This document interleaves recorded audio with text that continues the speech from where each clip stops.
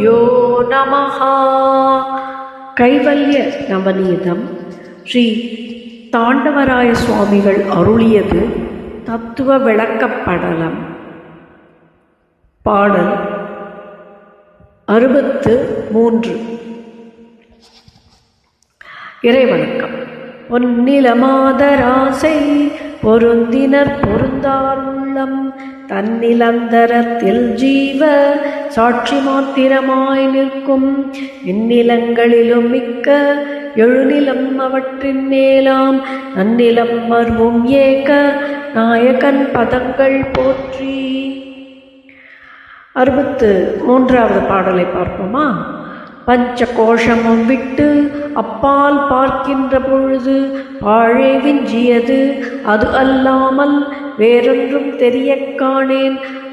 அஞ்சன இருளையோ நான் அகமென அனுபவிப்பேன். பஞ்சமில் குருவே என்ற மகன் மதிதெளியச் சொல்வார்.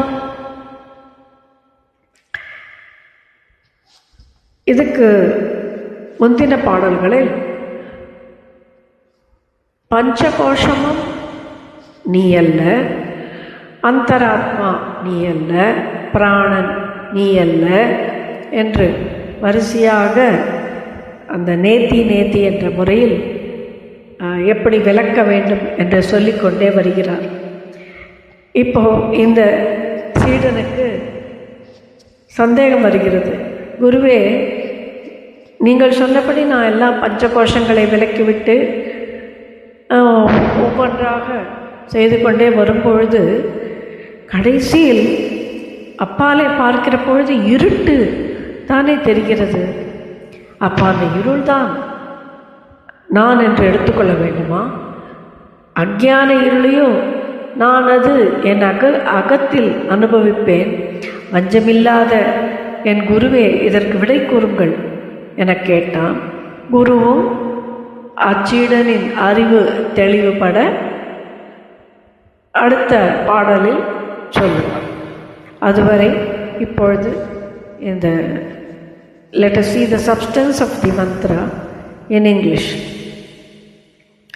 In the last few verses, Guru had advised his disciple to dissociate himself from the body, mind, sense, negate the Panchakosha, that is Annamaya, Pranamaya, Manomaya, Vijnanamaya, and even Anandamaya, to keep himself quite aloof from identifying himself from all the mistaken notions, to realize what he realized.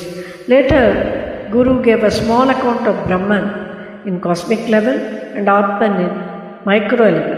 He steered his disciple towards the understanding that he must know the substratum lying behind all this, that is Brahman. He clarified that this substratum, all that is Brahman, the Suddha Chaitanya, and Jiva himself is the very Brahman. Now, in this verse number 63, disciple gets further into the Samvada. With all his obeisance to his Guru, he says he did make an earnest attempt and try to execute the instructions of the Guru to meditate upon and understand what that substratum is all about by negating all that is being instructed in the previous verses. He negated the body, he negated the Panchakosha, and including the Alpa Ananda, that is the Anandamaya, with all his sincere attempts, but could only gain disappointment of not having anything, any vision, but only a darkness. He says that the time only could stand wasted except to see the darker avenue that is remnant of the meditation. Is that darkness, do I consider that Atman as me? Is it what Atman or substratum is all about? Is it that Shunya?